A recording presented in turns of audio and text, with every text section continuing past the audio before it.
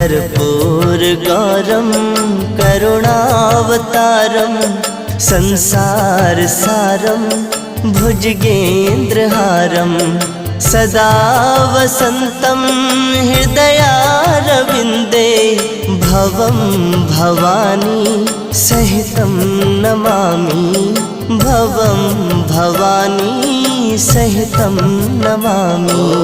कर्पूरगौरं करुणावतारं